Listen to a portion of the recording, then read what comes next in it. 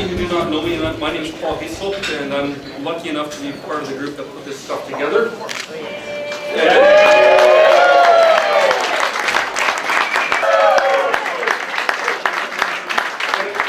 I'm very proud to say my friend Ron is going to speak.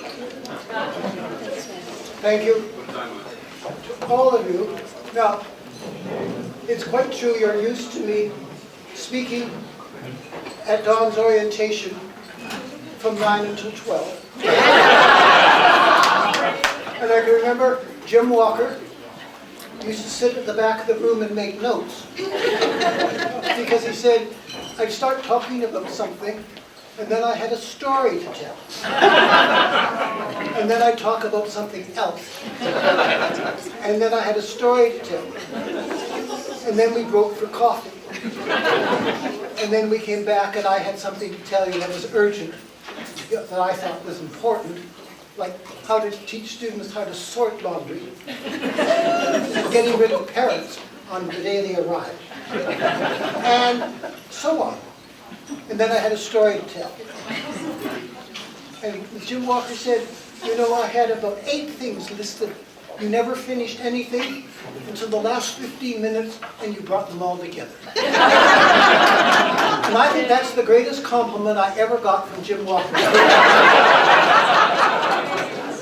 Now, what I want to do is, because, you know, 16 years ago, at Don's orientation, oh God, the village was named after me. And it waked me.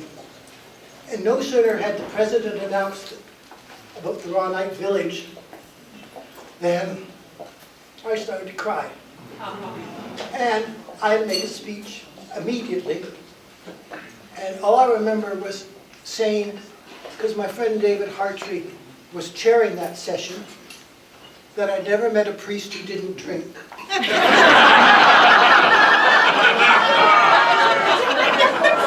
And I also said I hoped I never would.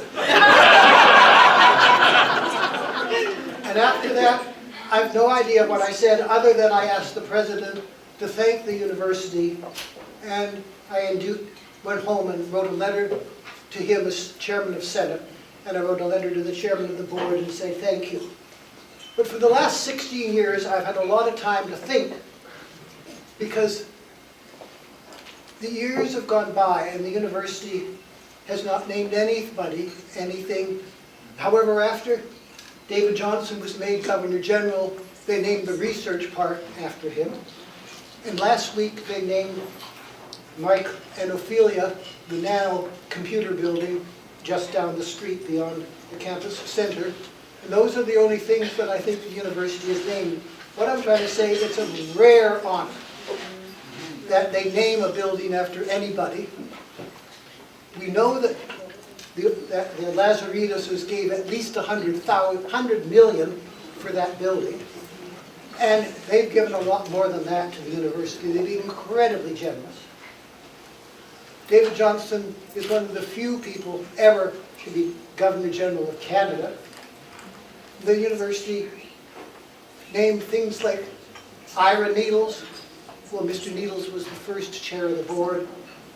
The library was named after the first chancellor. These are tremendously important people. And I got the building named after me, so you can see why I burst into tears. And I didn't do the right sort of thing. I didn't thank you, the Dons. I realized that none of this would have happened without you.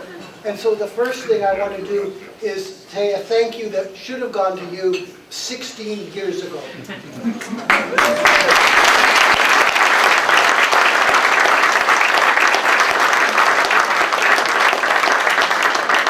I'm not done.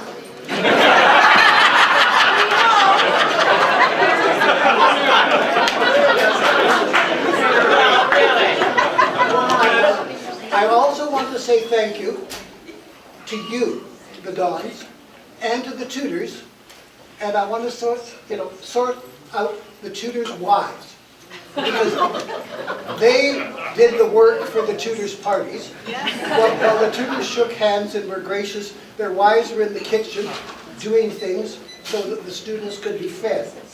But it takes rare people to do the jobs of being tutor and for being dons. And, you know, we interviewed a lot of people. It was marvelous to meet them, but it's only people with your talent to be dons, and you all did such a lovely job. I'm most grateful. And the students who you donned for must be grateful. Every once in a while, I'm sure you'll meet someone who'll say, I don't know who my don was. Well, that's fine, they can go to hell.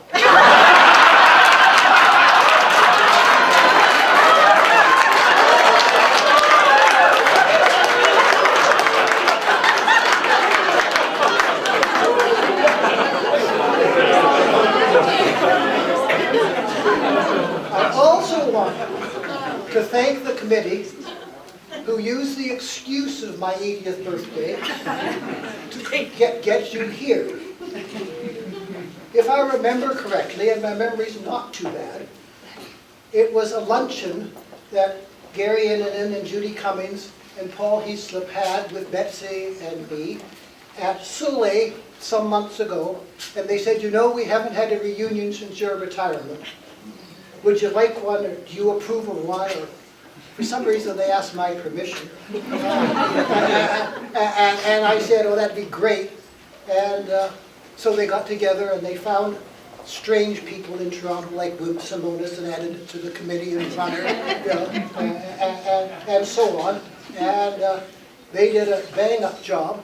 Now, they dealt, as you may know, with the alumni office, and they pointed out to me that they didn't have a complete list of dons. Could I help them?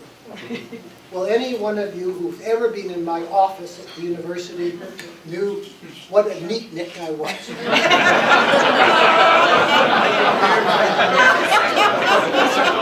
So much so that my last secretary, when told to come up to me for a job interview, they said, now we warn you, don't be upset by what's on his desk, because he knows where everything is. And that's true, I did. But she said, at the time of my retirement and her leaving, she had never seen such an awful desk in all her life. But the one thing I have kept from the very beginning was the telephone directory, term by term.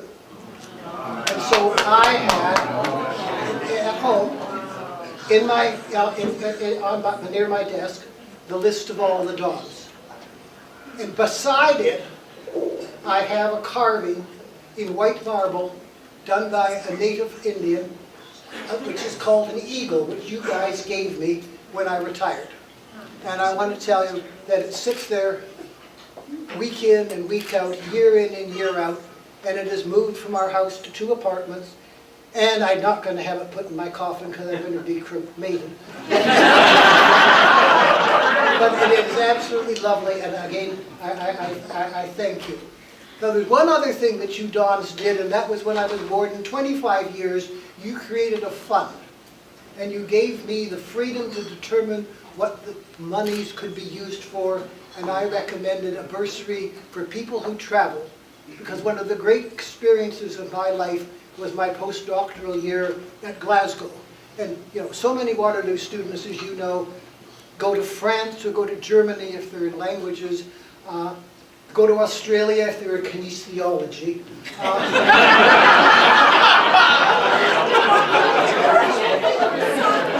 Or who knows where.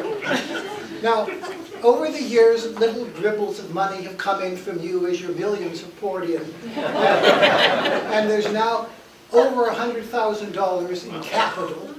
And this pays plane tickets for 2 or 3 students a year to go somewhere. Now, interest rates are worth crap at the moment, and you all know that, 1.5%, but the university still manages to give money away from the RONdezvous bursary. And you're the people, in great measure, though I put my own little contribution in, who have built this fund up, and I thought I should report to you, you know, as the funders of this bursary, that it's now reached a reasonably, I think it's, to me $100,000 sounds a lot. I think at the university it's starting salary, but, but you know, there's been inflation. I retired at the end of 3 years of things called the Ray Days. So yeah, you may all remember those years. But anyhow, I think, anything else I need to say? Sure, sure. Time to bring it all together, Ron. So, my sister-in-law from Victoria phoned today and said, keep it short. Thank you for coming. I love you all. Bye-bye.